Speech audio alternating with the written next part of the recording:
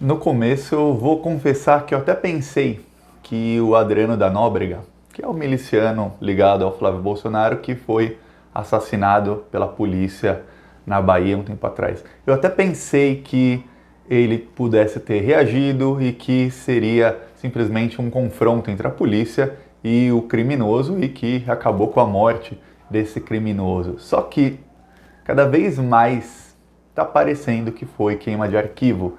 Eu vou aqui falar por que está parecendo que foi queima de arquivo, mas antes, se você acha que foi queima de arquivo, curte o vídeo e comenta. Deixa um comentário, você acha que foi ou não. E se você é contra o desgoverno Bolsonaro, se inscreve no canal, é 1 segundo, é de graça, e quando você se inscreve, ajuda para o YouTube mostrar o vídeo para outras pessoas. E aí mais gente fica com a verdade, porque o Bolsonaro, a gente sabe, joga com a mentira. Então aqui a gente leva a verdade para as pessoas.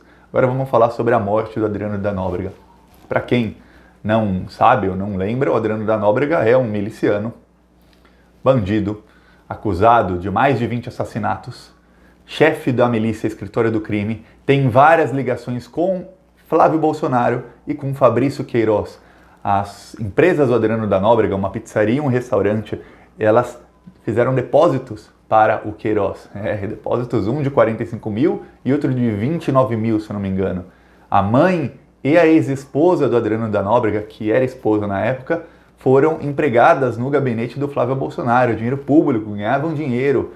E, para piorar, quando elas foram depor na investigação sobre as rachadinhas do Flávio Bolsonaro, o Queiroz instruiu a não ir depor, a faltar no depoimento. Isso é obstrução de justiça. Em qualquer país sério, o Queiroz estaria preso por obstrução de justiça, por instruir uma testemunha a não ir depor. Mas no Brasil a gente sabe que ninguém vai preso. Pois bem, o Adriano da Nóbrega falou para o advogado e para a atual esposa que ele estava com medo de ser morto, de queima de arquivo. Ok, a esposa dele, alguns dias atrás a polícia invadiu a casa que ele estava na Costa do Sauípe, uma casa cuja diária custa mais de R$ 1.000, e ele pagou 30 diárias, então são 30 mil reais no mínimo que ele pagou para ficar ali.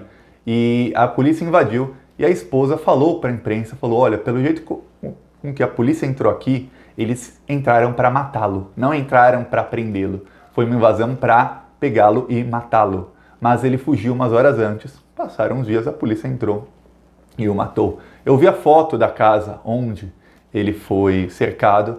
Quem quiser tem a foto na Folha, ou só dá um Google e coloca Casa Adriano da Nóbrega, você vai ver lá. É uma casa no meio do mato, só tem coqueiro e mato em volta dessa casa e uma área plana. Só isso, não é um lugar com várias casas, com um vizinho bem ao lado, não. Ou seja, quando a polícia chega para cercá-lo, e aí a gente está falando da polícia do Rio de Janeiro e da Bahia, e tinham pessoas do BOPE ali, a gente está falando de mais de 30 policiais contra uma pessoa.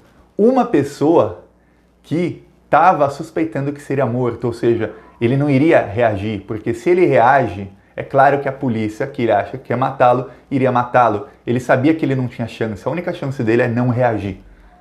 Tá. Nesse tipo de operação, aí quem diz não ser o Thiago, eu estou passando o que vários especialistas dizem e que eu li. O que acontece é o seguinte, a polícia, imagina, ele estava foragido há mais de um ano, a polícia demanda muito dinheiro público para investigar onde ele está. Porque imagina que cada delegado, cada investigador, cada policial, eles recebem dinheiro, um salário mensal e é dinheiro público. Se um delegado passar um mês só investigando esse caso e um delegado ganha 15 mil reais, é 15 mil reais de dinheiro público que foi investido nessa investigação. Dinheiro público meu, seu, dos nossos impostos, que foi empregado para essa investigação, para achá-lo com vida, porque ele é parte-chave, ele é peça-chave de outros casos, como a morte da Marielle e as rachadinhas do Flávio Bolsonaro.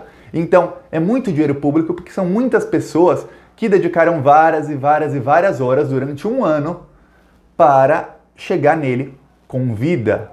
E aí, policiais do Rio de Janeiro com dinheiro público viajam, eles têm os salários pagos, então todo esse tempo é mais dinheiro público sendo empregado. Então imagina quantas centenas de milhares de reais não foram empregados para achar essa pessoa com vida, porque ele é peça-chave de investigações, repito.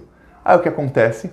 Chegam lá, em vez da polícia usar inteligência, e a polícia tem inteligência, não vem falar que a polícia não tem, não, eles têm. Quando a polícia quer capturar alguém com vida, é muito raro que a polícia mate essa pessoa, ainda mais quando essa pessoa está isolada num lugar onde não tem para onde correr e não é uma situação, por exemplo, numa favela onde essa pessoa, onde pode aparecer algum elemento surpresa, onde comparsas dele podem aparecer atirando, onde ele pode fugir por uma viela, onde tem montanhas. Não, é uma área plana, uma casa com mato em volta. A polícia sabe que ele está ali. Esse tipo de ação envolve muito mais paciência para o cara ir se cansando até que ele se entregue, inclusive muitas vezes com negociação, né? Como, se entrega, vamos lá, vai, não vai acontecer nada contigo, se entrega, vai ser melhor para você no processo se você se entregar, se você não se entregar, se você reagir, você vai ficar mais tempo preso, se você atirar e ferir alguém é mais tempo, então se entrega pacificamente. Esse tipo de negociação acontece, às vezes é rápida, às vezes demora horas. A polícia fez isso? A polícia entrou atirando. Os próprios vizinhos falaram que viram a polícia, depois de pouco tempo, escutaram tiros por poucos segundos e acabou. Ou seja, a polícia entrou, atirou e ele morreu. Agora vamos, porque mesmo assim ele tenha reagido. É bom que ele não matou nenhum policial, nenhuma pessoa honesta, quem morreu foi só o bandido. Tá, mas se ele reagiu, tem alguma coisa muito errada nessa operação. Porque se ele sabia que seria morto, por que ele reagiria? Ele é um policial treinado. Ele foi treinado pelo BOPE. Ele foi treinado inclusive com dinheiro público. As armas que ele tinha com ele não são armas que condizem com um policial tão treinado. Ele tinha umas espingardas velhas. A polícia tem as melhores armas de todas. Se ele reagisse de novo, a polícia pode se esconder, continuar cercando ele e falar, olha, é melhor você negociar, nós queremos te prender. E aí ele saberia que seria preso e não morto e se entregaria. Então é muito difícil acreditar na história de que a polícia entrou lá, ele reagiu e a polícia deu 2 tiros. Ainda mais que quando a reportagem da Folha chegou lá e outras, falaram que só teve um tiro disparado de dentro para fora da casa, um tiro que bateu numa parede e nada indica que ele atiraria naquela direção. O policial que deu depoimento disse que ele estava na cozinha, só que ele estava na cozinha, reagiu e foi morto. Mas a poça de sangue que aparece nas fotos, eu não vou mostrar as fotos e os vídeos aqui, dá um Google que acha, tem tudo quanto é lugar, porque são imagens fortes, sangue e tudo mais. Mas a poça de sangue está claramente ali é uma sala, não é uma cozinha.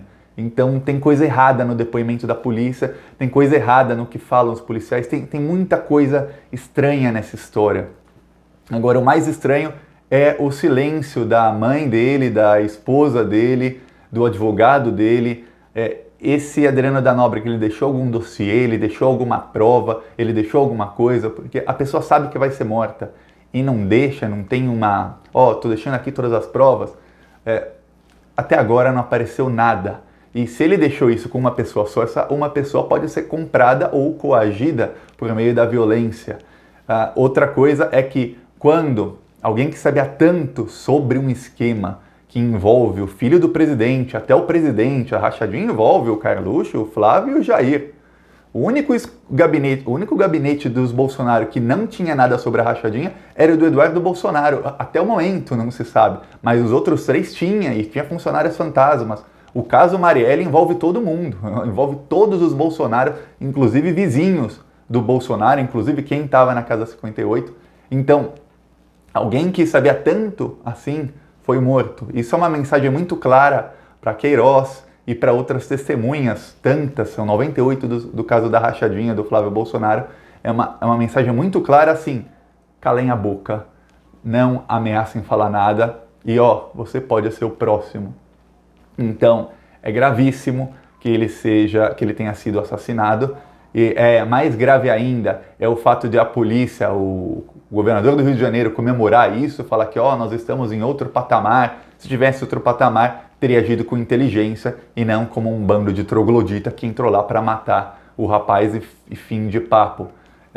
Porque, de novo, não era uma situação no meio da cidade onde a polícia está em risco. Eu entendo em situação onde a polícia está em risco, em que tem reféns, coisas assim que a polícia entra e aí o policial tá lá e ele acaba atirando, tá.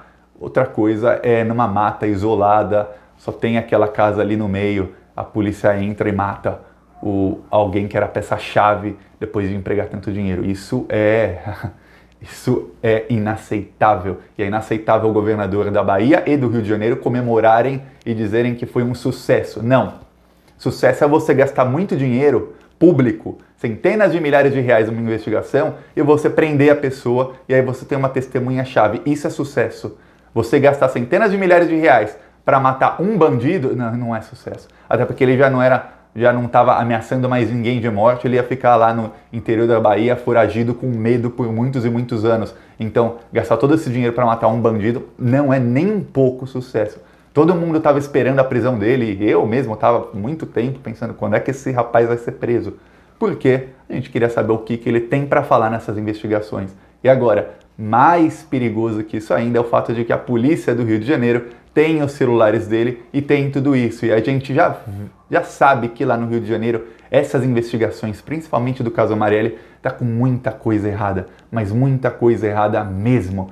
Por exemplo, um exemplo foi quando saíram lá os áudios, quem tá na Casa 58, quem não tá, a polícia, a Procuradoria do Rio de Janeiro, o Ministério Público, fez uma perícia em menos de 2 horas dos áudios e disse que não, que tudo que o Carlos Bolsonaro falou sobre os áudios, que quem estava na Casa 58 não era o Bolsonaro, que eles não ligaram para a Casa 58, que tudo aquilo era verdade e que o porteiro mentiu, numa perícia de menos de 2 horas. E aí depois, no dia seguinte, descobre-se que as promotoras, duas elas eram bolsonaristas assim de carteirinha. Então elas estavam sob muita suspeita nessa investigação, elas não queriam que andasse a investigação.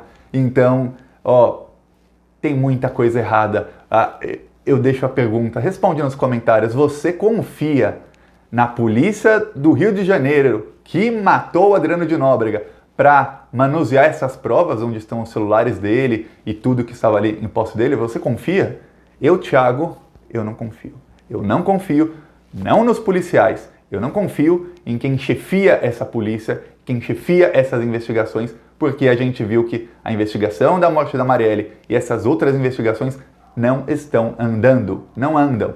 A única investigação que está andando é a da rachadinha do Flávio Bolsonaro, porque o Ministério Público está indo para cima, está sob sigilo a investigação, pararam de vazar coisas sobre a investigação, porque quando vazavam muitas coisas, o STF mandou parar a investigação 2 vezes. Pararam de vazar, então essa investigação a gente sabe que está andando. Mas a morte da Marielle, que o Adriano de Nóbrega era testemunha-chave, porque ele é chefe da milícia que a matou, não está andando.